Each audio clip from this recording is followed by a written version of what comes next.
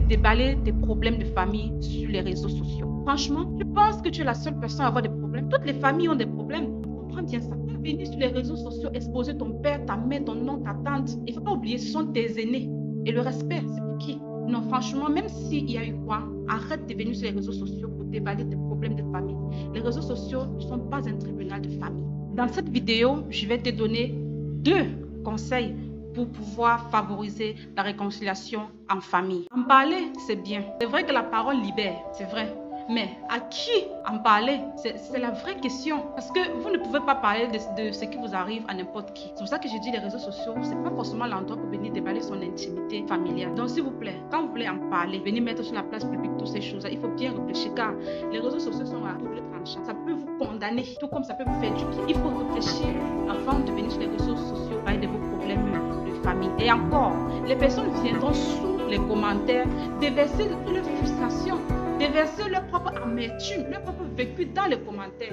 Est-ce qu'à ce moment-là, ça vous permet vraiment de guérir? Dites-vous bien que parfois ces personnes viennent déverser leurs frustrations comme ça et vous, c'est comme le couteau qu'on remet dans la plaie. Ça va vous faire plus de mal que de bien. Pensez bien à qui vous parlez de ces problèmes-là. Un mentor, un guide spirituel, un ami de confiance ou bien je ne sais pas, mais choisissez la bonne personne à qui vous adressez. Pas sur les réseaux sociaux en tout cas. Et si vous souffrez trop, vraiment, trouvez cette oreille bienveillante-là qui va vraiment faire la différence et qui va pouvoir vous apaiser le cœur et vous aider à trouver la paix intérieure. Parce que le plus important parfois, c'est de faire un ensemble de gestes qui va vous conduire sur le chemin de la réconciliation avec vous-même et après avec les autres personnes qui vous ont fait du mal. Donc arrêtez de venir sur les réseaux sociaux pour déballer tout cela. Tout le monde a des problèmes dans les familles. Les familles souffrent. Voyez-moi, beaucoup de personnes souffrent dans leur famille. La première solution, éloignez-vous émotionnellement de ces personnes, c'est-à-dire le pardon. Pardonnez, pardonne ces personnes qui t'ont blessé, qui t'ont fait du mal. Pardonne. C'est difficile, mais pardonne. C'est d'abord pour toi. Le pardon, c'est d'abord pour toi. Parce que quand tu rumines toutes ces choses-là, c'est une prison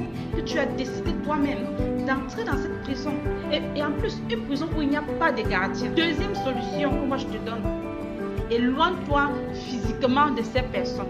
Prends de la distance.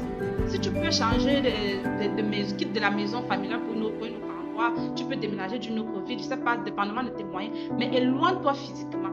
Diminue les fréquences des appels, des messages, diminue cette fréquence.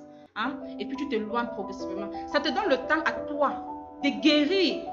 Et aussi le temps peut-être aux autres personnes de se remettre en question et peut-être de réaliser que ces personnes t'ont blessé et peut-être de faire le premier pas aussi vers toi ou alors d'accepter finalement cette réconciliation que tu as tant voulu. Mais si tu es déjà venu sur les réseaux sociaux exposer ces personnes, ce sera